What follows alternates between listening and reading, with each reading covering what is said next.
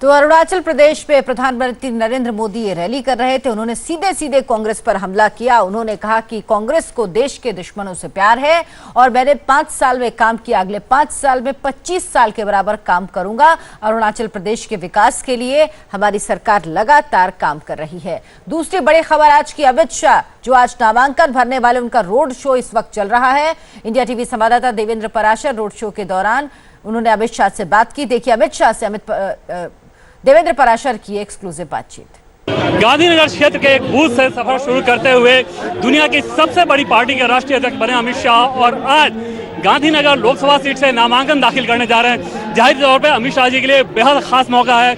इसी इलाके के दो विधानसभा क्षेत्र से वो विधायक रहे हैं और आज लोकसभा के लिए वो अपना नामांकन दाखिल करने जा रहे हैं। अमित शाह जी से बात करते हैं। सर, इसी इलाके के एक बूथ से आपका कैरियर शुरू हुआ था और आज लोकसभा के लिए नामांकन दाखिल करने जा रहे हैं। दुनिया की सबसे बड़ी पार्टी के राष्ट्रीय अध्यक्ष अपने इमोशन को कैसे व्यक्त करेंगे अमित भाई?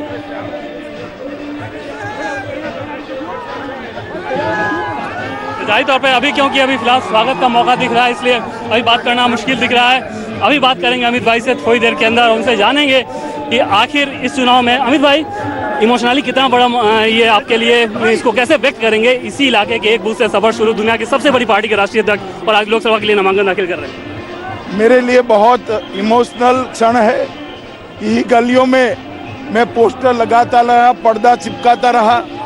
आज वहीं पर मैं अडवाणी जी की सीट पर से नामांकन करने जा रहा हूं। मेरे लिए बड़ा सौभाग्य का विषय है। नरेंद्र मोदी जी के नेतृत्व में जिस प्रकार से पूरा देश आज मोदी जी को चुनने के लिए तैयार खड़ा है, गांधीनगर मक्स क्षेत्र भी देश का प्रधानमंत्री बनने के लिए लालायित लगता है। किलोमीटरों तक जो भीड़ दिख रही है उसी बात की परिचायक है कि मोदी जी के लिए जनता के प्रति अपार उत्साह, अपार स्नेह 2014 से भी ज्यादा अभी दिखाई पड़ता है। 1991 में एक तस्वीर दिखती है जब आप अडवाणी जी नामांकन दाखिल कर रहे थे, आप उनके साथ, दुनिया की सबसे बड़ी पार्टी के राष्ट्रीय अध्यक्ष इस बार लोकसभा चुनाव लड़ रहे हैं। माना जाए कि गांधीनगर का सांसद इस बार की सरकार में भी दिखेगा और बीजेपी जीतती है तो? देखिए, सरकार में जाने के लिए लोकसभा लड़ने की जरूरत नहीं है। पार्टी ने मुझे जो जिम्मेदारी दी है बहुत बड़ी है। मैं बहुत संतुष्ट हूं। मैं लोकसभा इसलिए लड़ रहा हूं कि मैं जनता का व्यक्ति हूं। सरकार में तो राज्यसभा से भी जाया जाता है। पार्टी के लिए सबसे बड़ा पद पार्टी अध्यक्ष होता है, जो पार्टी ने मुझे देकर सम्मानित किया है। मैं इससे बहुत संतुष्ट हूं। तो ये आप तस्वीरें देखिए, रोड शो की तस्वीरें हैं जिसमें आपको अमित शाह दिख रहे हैं, विजय रूपाणी, गुजरात के मुख्यमंत्री राजनाथ सिंह, पूर्व अध्यक्ष बीजेपी के केंद्रीय मंत्री जीतू वाघानी, इसके अलावा एनडीए के नेता भी शामिल है। पीयूष गोयल भी आपको तस्वीर में नजर आ रहे हैं। ये रोड शो 4 किलोमीटर का है और इस रोड शो की समाप्ति के बाद, जो कि घार लोडिया के पाटीदार चौक पर समाप्त होगा, उसके बाद अमित शाह अपना नामांकन गांधीनगर में दाखिल करेंगे। निर्णय कपूर हमारे साथ बने हुए इस रोड शो के साथ वो हैं। निर्णय, बताइए रोड शो कहां पहुंचा है? और तस्वीरों में हम देख रहे हैं कि लोग दिखाई दे रहे हैं, ये सिर्फ बीजेपी भारतीय जनता पार्टी के लोग हैं या आम लोग भी इस रोड शो में शामिल हो रहे हैं?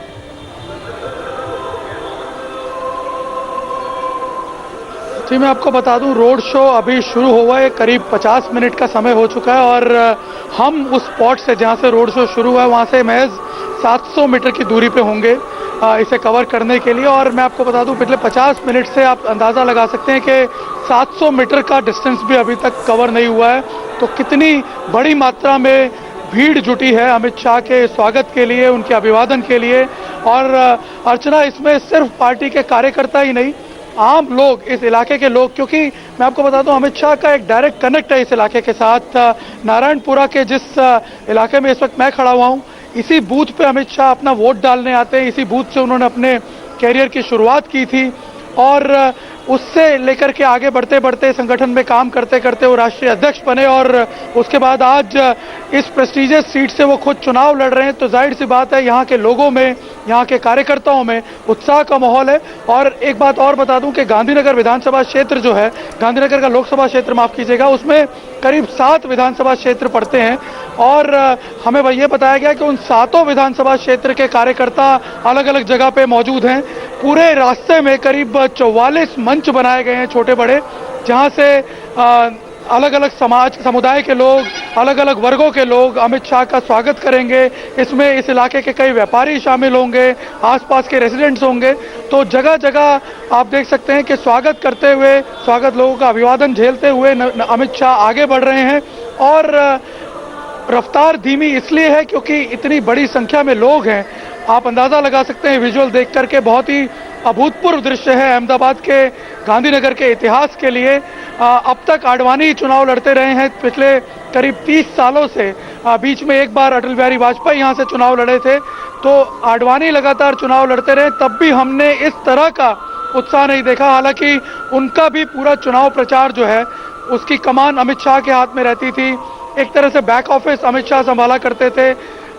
चेहरा आडवाणी का होता था, लेकिन जनसंपर्क करके लोगों के साथ कनेक्ट करके लगातार आडवाणी के चुनाव की कमान को अपने हाथ में लेकर के उन्होंने हमेशा ये इंश्योर किया कि आडवाणी न सिर्फ लोकसभा जीते, बल्कि जितने भी विधानसभा क्षेत्र बीच में पड़ते हैं इस लोकसभा में, उन सब में उनको लीड मिले। और ये इंश्योर किया हर बार अमित शाह ने। और आप जानते हैं, इस सीट को भली भांति जानते हैं, ये वो सीट है जिसमें करीब 17 लाख जितने वोटर हैं और 10 से 11 लाख वोटर ऐसा है जहां जो अमित शाह का पुराना वोटर है।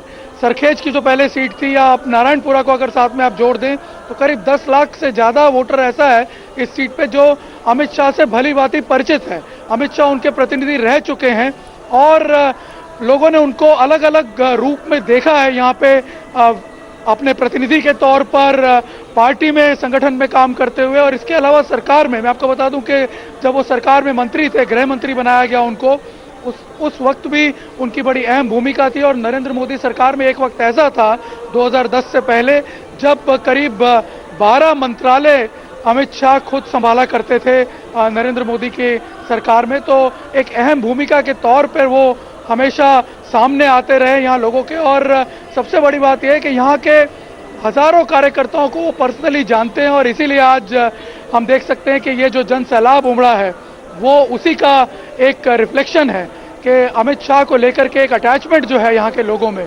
कई लोग यहाँ हमें ऐसे मिले जो उन्हें पिछले 30 सालों से पर्सनली जानते हैं, कई लोग 40-45 सालों से उन्हें पर्सनली जानते हैं। और मैं आपको बता दूं कि अब वो राष्ट्रीय लेवल पे पिछले 5-1 साल से काम कर रहे हैं, वरना उससे पहले आप किसी भी वक्त यहाँ पे उन्हें किसी के साथ घूमते हुए देख सकते थे, किसी दुकान पे बैठ करके वो आम आदमी की तरह लोगों के साथ चाय पीते हुए नजर आ जाते थे।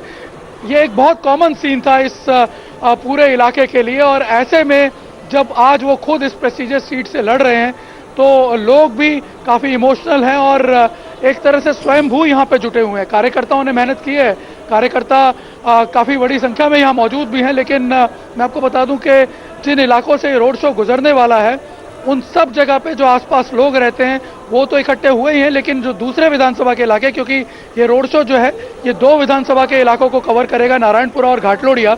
लेकिन इसके अलावा जो अन्य विधानसभा के इलाके हैं, जैसे वेजलपुर है, साणंद है, साबरमती की सीट है, गांधीनगर नॉर्थ है, कलोल है, वहाँ से भी कार्यकर्ता और समर्थक यहाँ आकर के जुट रहे हैं और अमित शाह के स्वागत करने में यहाँ पे अलग अलग जगह पे अलग अलग जो मंच बनाए हुए हैं वहाँ उनका इंतज़ार कर रहे हैं।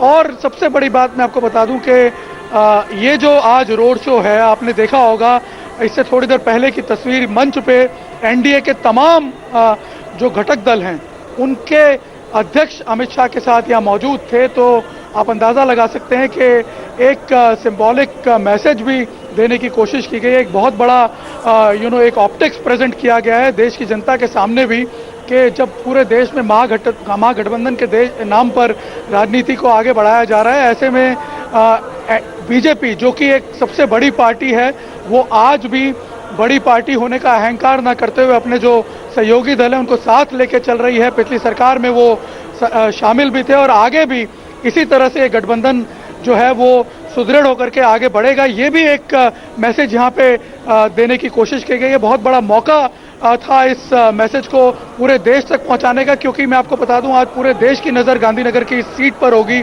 जहां से खुद जी। इस विश्व की सबसे बड़ी पार्टी के राष्ट्रीय अध्यक्ष अमित शाह चुनाव में अपना नॉमिनेशन निर्णय जो बात आप कह रहे हैं उसी बात को मैं आगे बढ़ाऊंगी। इंडिया टीवी के पॉलिटिकल एडिटर जयंत घोषाल इस वक्त स्टूडियो में हमारे साथ हैं। जयंत, ये जो पूरी तस्वीर, जो मंच पे आपने तस्वीर देखी, एनडीए के घटक दल के नेता वहां पर मौजूद थे और नेता नहीं, जो टॉप लीडर्स हैं उन पार्टी के, वो मौजूद थे। ये क्या संकेत दे रही है? क्या ये कहने की कोशिश की एनडीए में नरेंद्र मोदी के बाद अगर कोई सबसे स्वीकार्य व्यक्तित्व है तो वो अमित शाह का है?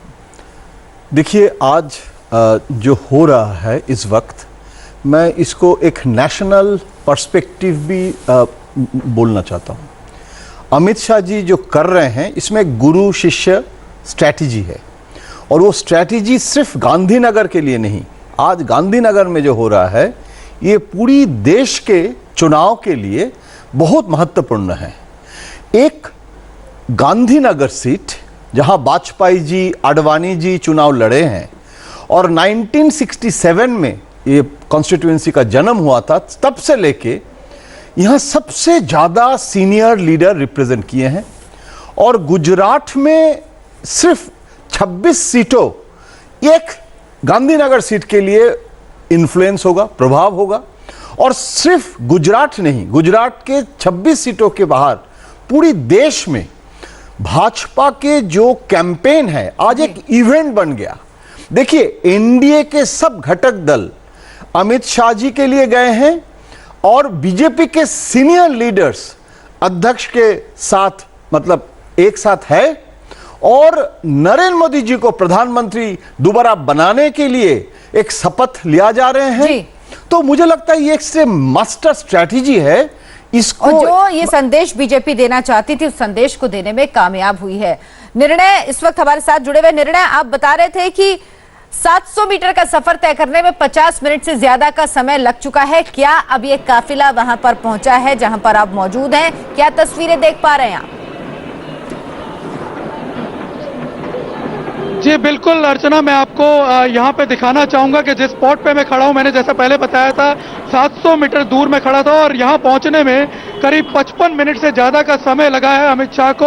अब आप देख सकते हैं प्रिलिमिनरी, यहाँ पे अगर आप पीछे की तरफ देखें मेरे, तो जो अमित शाह का रोड शो का एक शुरुआत है, बिगिनिंग में जो आगे कार्यकर्ता चल रहे थे वो धीरे धीरे आगे बढ़ना शुरू होते हुए दिख रहे हैं और वो आगे अब आपको यहाँ पे स्क्रीन पे नजर आ रहे होंगे। यहाँ पे अगर आप देखेंगे तो ये लाइन जो है ये करीब हमें जानकारी मिली है करीब 1.5 किलोमीटर लंबी लाइन होगी, क्योंकि अभी भी जहाँ से रोड शो शुरू हुआ है वहाँ पे लोग खड़े हुए हैं, वहाँ पे अभी लोग मूव नहीं कर पाए हैं। ये आगे के लोग हैं जो इस वक्त आप देख सकते हैं ढोल नगाड़ों के साथ यहाँ पे आगे बढ़ते हुए नजर आ रहे हैं। शुरुआत है काफिले की, वो पहुंचा है 700 मीटर का सफर तय करने में 55 मिनट से ज्यादा का वक्त लग गया है। अमित शाह का रथ, जिस रथ पर वो सवार है, उनके साथ पार्टी के तमाम बड़े लीडर्स हैं, वो अभी भी नहीं पहुंच पाया है, 700 मीटर का फासला तय नहीं कर पाया। हम इसी बड़ी खबर पर बने हुए हैं। इंडिया टीवी पर यह मेगा कवरेज लगातार जारी है।